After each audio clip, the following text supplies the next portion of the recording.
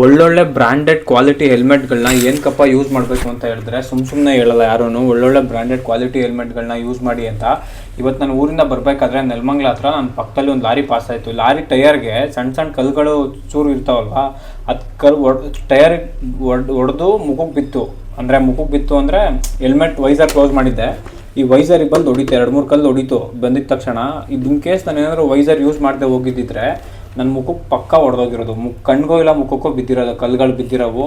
ಇಲ್ಲ ಏನು visor close ಮಾಡಿದ್ದೆ. ಆಲ್ಮೋಸ್ಟ್ ಗಾಡಿ ಓಡಿಸ್ಬೇಕಾದ್ರೆ ನೀವು ವೈಸರ್ನ ಕ್ಲೋಸ್ ಮಾಡ್ಕೊಳ್ಳಿ. ನೀವು ನಾರ್ಮಲ್ ಆಗಿರೋ ಹೆಲ್ಮೆಟ್ ತೊಗೊಂಡ್ರೆ ಯಾವುದೋ 500 ರೂಪಾಯಿಗೆ 600 ರೂಪಾಯಿಗೆ ಸಿಗುತ್ತೆ ಅಂತ ಹೆಲ್ಮೆಟ್ಗಳು ತೊಗೊಂಡು ಹಾಕ್ಕೊಂಡ್ರೆ ಅದು ಕ್ವಾಲಿಟಿ ಇರೋಲ್ಲ, ಹೊಡೆದೋಗ್ಬೋದು ನಿಮಗೆ, ಇಲ್ಲ ಮುಖಕ್ಕೆ ಬೀಳ್ಬೋದು. ಅದು ಏನೋ ಬ್ಲರ್ರಾಗಿ ಜಾಸ್ತಿ ಗ್ಲಾಸಸ್ಸು ಬ್ಲರ್ರಾಗಿಬಿಡುತ್ತೆ. ಅವಾಗ ನೀವೇನು ಮಾಡ್ತೀರಾ, ತಗೊಂಡು ಹೋಗ್ತಿರ್ತೀರಾ, ಕಾಣಿಸಲ್ಲ ನೀಟಾಗಿ ಗಾಡಿ ಓಡಿಸ್ಬೇಕಾದ್ರೆ ಅಂದ್ಬಿಟ್ಟು. ಅವಾಗ ಏನು ಮಾಡ್ತಾರೆ, ಧೂಳಾಗಿರ್ಬೋದು, ಕಣ್ಣಿಗೆ ಕಲ್ಲುಗಳಾಗಿರ್ಬೋದು, ಆ ಪಕ್ಕದಲ್ಲಿ ಲಾರಿ ಇಲ್ಲ ಬಸ್ ಪಾಸ್ ಆಯಿತು ಅಂದರೆ ಬಂದು ಕಣ್ಣಿಗೆ ಹೊಡೆದ್ಬಿಡ್ತವೆ. ಅವಾಗ ಸುಮ್ಮನೆ ನಿಮಗೆ ಕಣ್ಣು ಹಾಳಾಗ್ಬೋದು, ಇಲ್ಲ ಮುಖ ಸ್ಕ್ರಾಚ್ ಆಗ್ಬೋದು.